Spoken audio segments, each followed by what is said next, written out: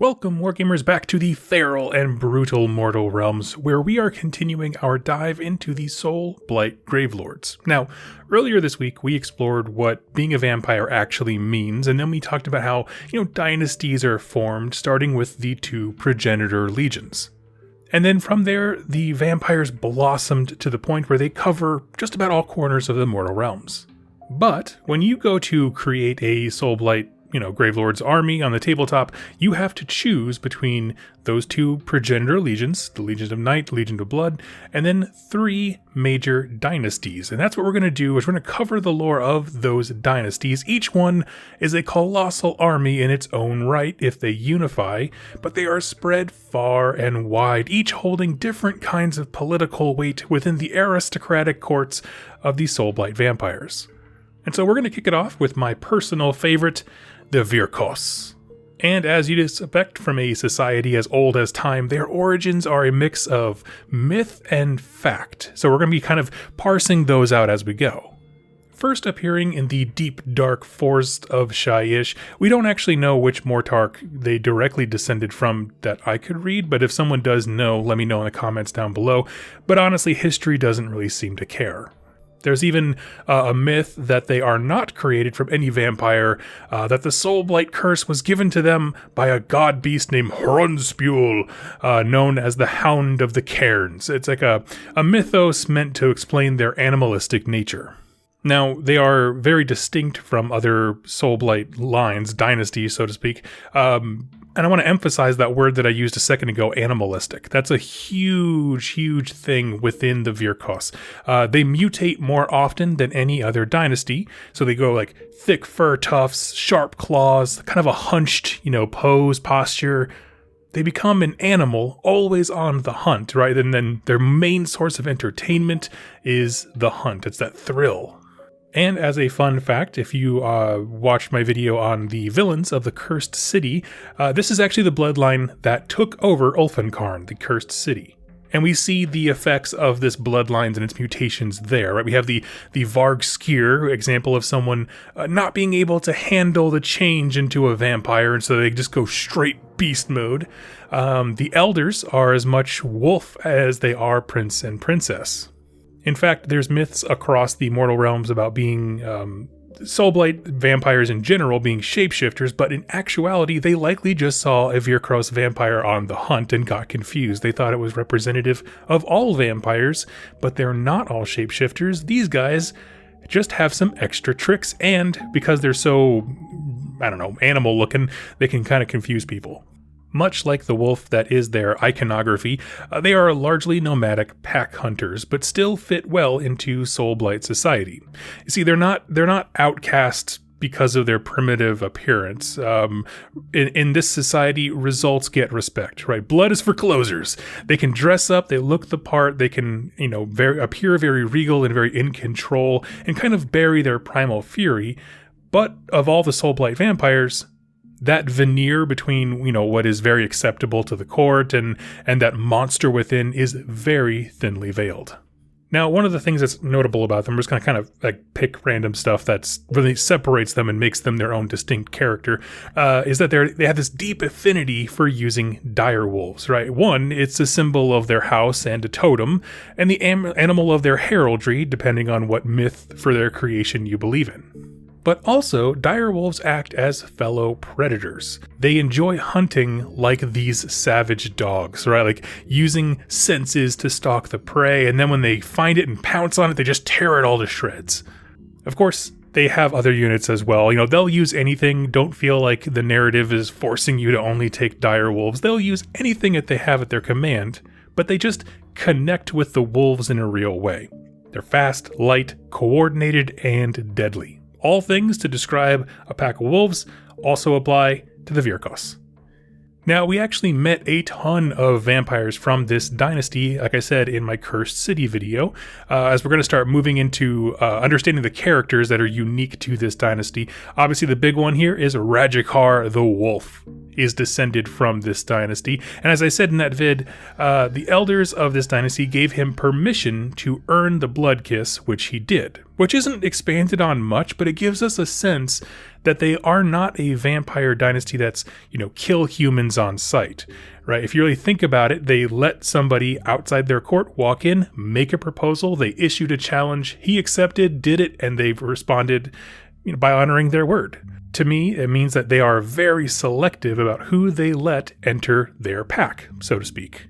And honestly, I like that. I think that's the kind of thing that separates them from, I guess this sub-faction from other sub-factions and other armies, where a lot of them, it's like, oh, we just love murder and blood, and we just kill. This one's like, no, let me hear what you have to say. What do you have to offer us? You know what I mean? And then they're willing to engage and negotiate. I like that. Now, because Radukar is of the Vyrkos Dynasty, so is any lesser vampire in Ulfenkarn, all of which we covered in that video. But, fun fact, Games Workshop has actually established a canon ending to the game Cursed City. See, the canon ending is that Radukar is ousted from Ulfenkarn, and in so doing, he undergoes a rage-fueled transformation, basically that thin veil of humanity and, whatever remnant of mortality he had left, totally shredded, and he just goes and devolves straight into a mega monster. And that is why we actually have a second model, Radukar the Beast. Technically, there's like 4 sentences to explain this transformation of why there's 2 characters, but I'm here for it. Honestly, basically, he got kicked out of the city and then went Super Saiyan with rage, and that's why he's playable as Radukar the Beast. But there are 3 more Vyrkos characters. There's not a ton of lore on them each, but each one of them brings a really different, view or aspect to this dynasty, and we're going to talk about each one of them. The first one is Kritza the Rat Prince. He was once a noble of Ulfenkarn. Again, his story ties directly into Radukar's. And when Radukar was taking over that city, as we discussed in the Cursed City Villains episode, which I'll link to in the bottom now that I realize how much I'm referencing it, he tried to play as a double agent. He tried to pretend on the outside to be like, oh yeah, I'm a friend of Radukar, yeah, come on in, this will be great. All the while, he's looking to basically fund or aid any liberators that are going to come and kick him out of the city.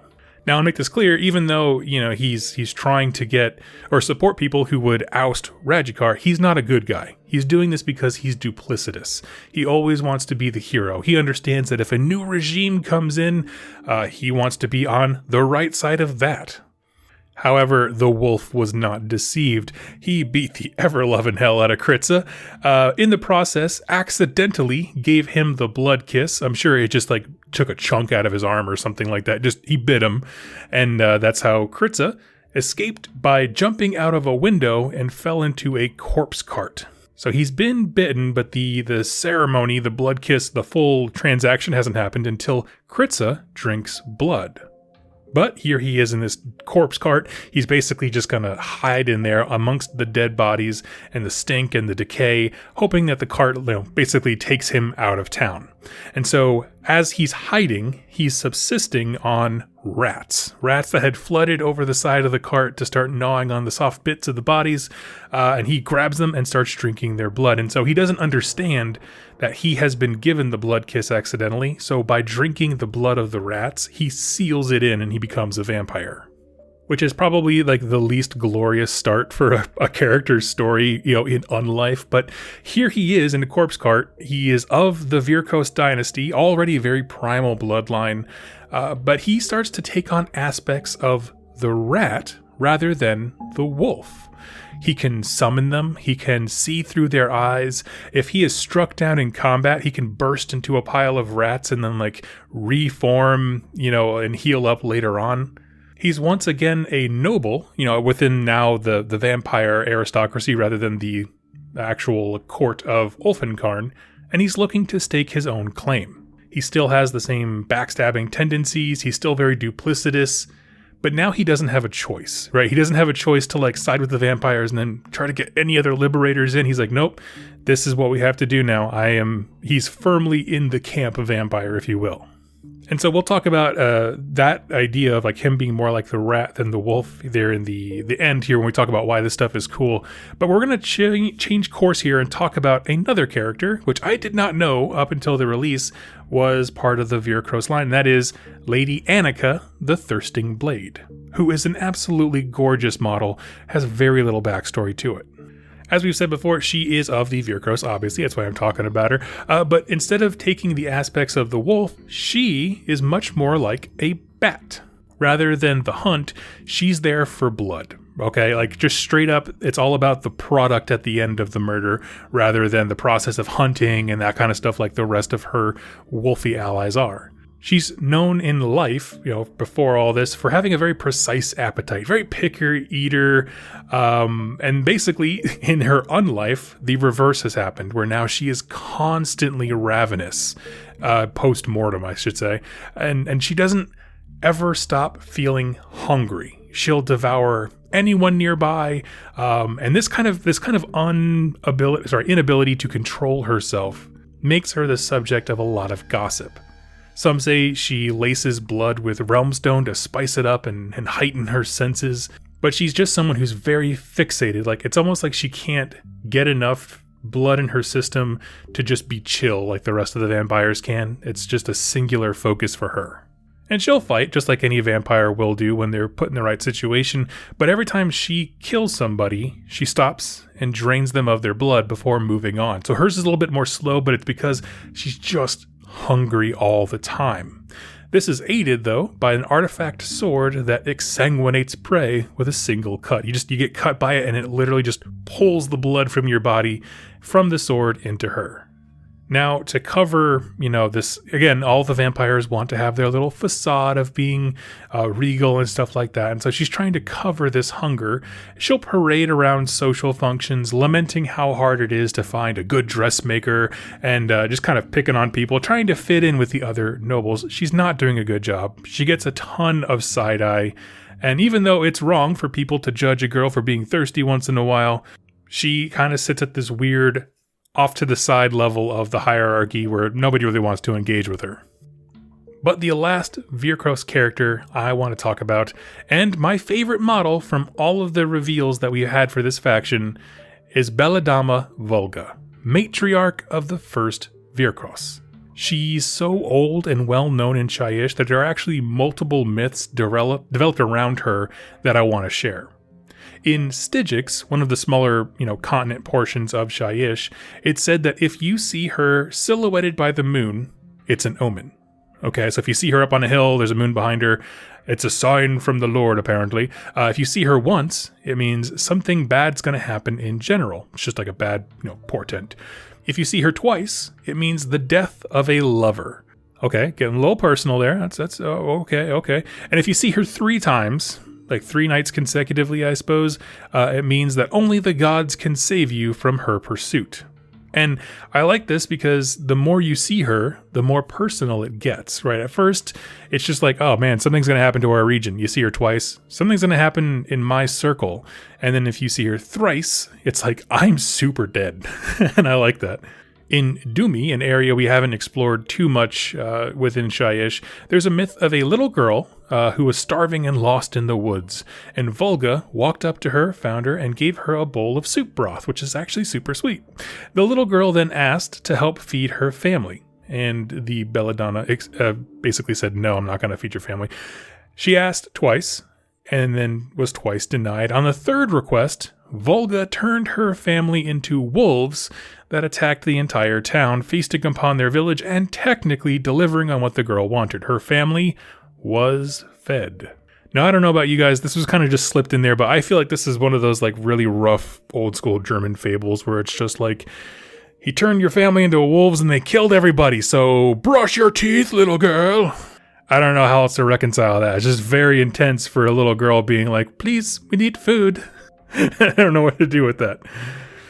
But Belladonna, she rides on the back of this huge wolf named Rothelbach, who some claim is a former lover who was transmuted into a wolf to serve her eventually. Her power is mostly in magic. She's not the best when it comes to combat. She's all about wielding powerful magic. She commands the bestial part of their curse, the thing that makes them more wolfy than other vampires, so to speak, like nobody else. She's controlling her animal nature on another level, and she can bring it out in other people, as she can, very much in the game, turn people into wolves.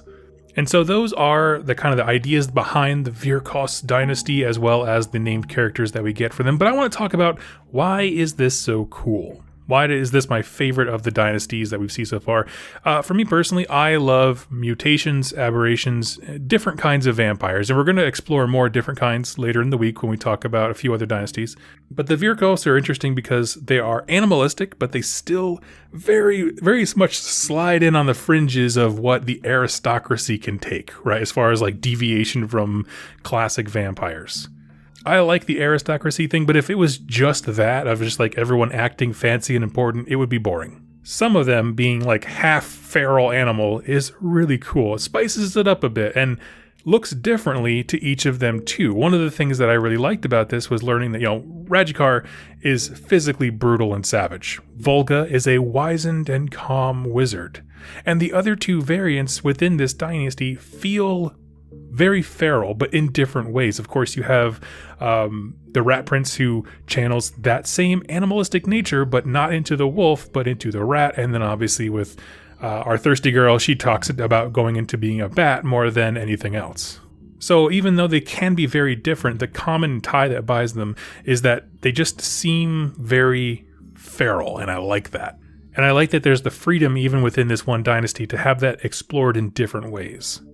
The notion of a matriarch or any leader of a dynasty having their own mythos is so cool to me. Like, I love the fables surrounding Volga, even though they were silly. But what it means, though, on a very practical level, is that she has enough presence, like she's actually going out and doing things within the realm enough presence and character that the people who live in the mortal realms like build her into their mythos, which is such a cool thing. A lot of times with these heroes, they can kind of seem like locked up in a tower, or maybe they are so nomadic no one ever heard about them or never saw them coming. With her, like, she's actively there. Like, she had to have done something or interacted with the people of Shyish enough over enough time that like they know her, and that's cool. I wish there was more about Radukar. I really did enjoy learning about him from the Cursed City game. And as for the other two, there isn't a lot to go on here, but they're the kinds of characters that are like one Black Library book away from absolute perfection. They threw some plot hooks out there, and it just needs to be fleshed out a bit more. So hey, I would love to see that book, Black Library. And for me, I'm all about the wolves. I love it. I don't have a lot of interest in a huge army of just like skeletons or something like that. I love me some zombies. But other than that, let me have my nomadic, animalistic vampires running through the woods of Shyish with undead wolves who can keep up. So I love these guys. I would love to hear your thoughts about them. Tell me your thoughts down below. Which of these is your favorite model? And stay tuned for the rest of the week as we cover the other two major dynasties. Thank you so much for watching and listening. Happy wargaming.